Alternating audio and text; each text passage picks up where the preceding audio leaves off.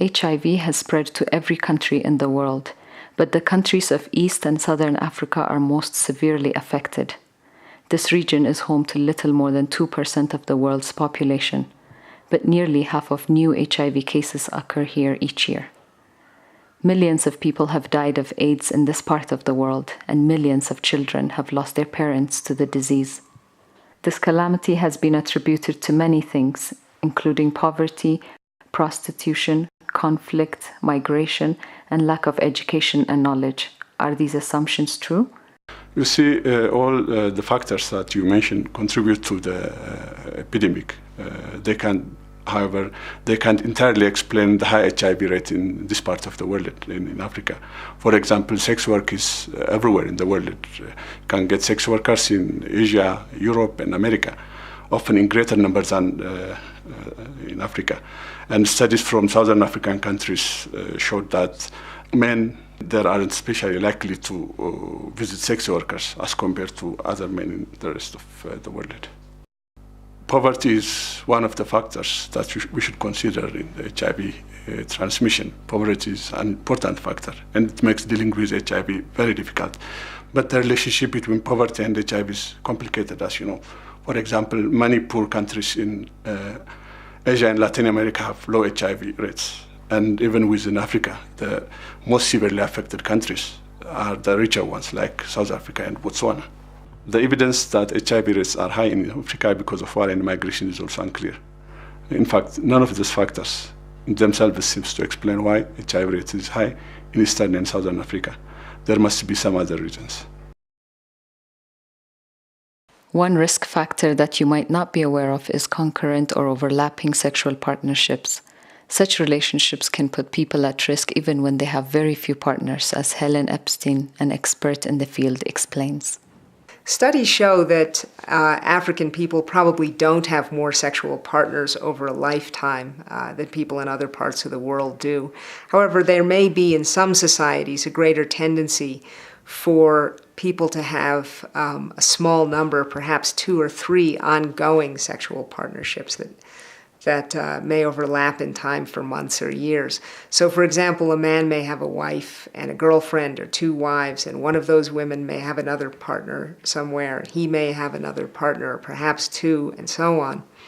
And if enough people are doing this, it can give rise to a vast interlocking network of sexual relationships that can serve as a kind of superhighway for the spread of HIV. The important thing to realize about this is that this network can put many, many people at risk, even if they don't have large numbers of sexual partners, and even if they have only one. These illustrations show a hypothetical network of concurrent sexual relationships.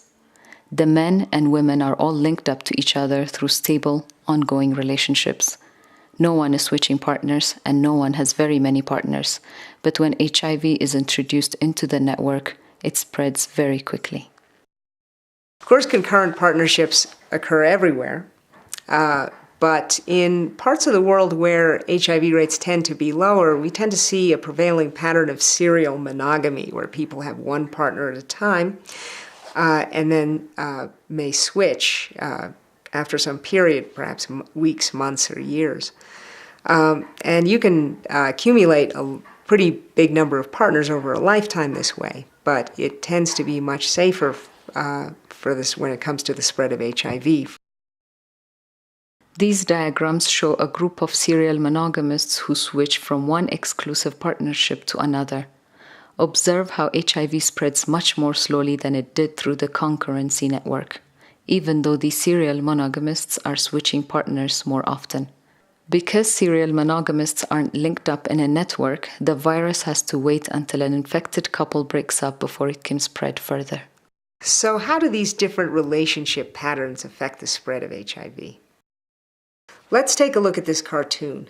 At the beginning, both groups have no HIV, but over time, the concurrency group has significantly more infections compared to the serial monogamy group.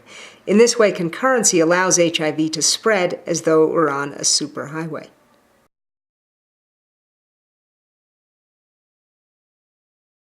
Another factor that makes concurrency more dangerous than serial monogamy has to do with the way the virus behaves in the blood of an infected person. Right after a person becomes infected with HIV, the virus reproduces very rapidly in the blood for about a month. At this time, the number of viruses, or what doctors call the viral load, is very high. Then the person's immune system starts fighting the virus. Antibodies, which are Y-shaped molecules and so-called killer cells, attack the viruses and manage to kill some of them, bringing the viral load down. Viral load is important because the more virus there is in the blood, the more likely someone is to spread the virus to someone else. This means that people are very infectious in those weeks or months right after they have been newly infected themselves. It's important to know that most HIV tests detect antibodies to HIV, not the virus itself. So during this early, highly infectious phase, a person won't even show up positive on a test. The viral load increase right after infection is important because it makes concurrency even more dangerous compared to serial monogamy. With concurrency, high viral load is sustained as the virus spreads through the network from one person to another. When this man becomes infected, he will pass the virus on to this woman right away while his viral load is still high. This woman, now newly infected, will sleep with her other partner when her viral load is still high, heightening the risk of transmission in that relationship. This man, in turn, is sleeping regularly with 3 other women, and he is likely to sleep with each of them when his viral load is still high, so he is very likely to infect all 3 of them, and so on. If our serial monogamous couple gets infected, they will stay with each other for months or years, by which time they will have passed through the period of high viral load. When they break up, they will be much less infectious, and thus less likely to pass the virus on to their new partners. Multiply this pattern across a whole population, and we can see how HIV prevalence would be much lower. Now that we know about the concurrency superhighway, what can we do about it? And how can we protect ourselves from HIV infections?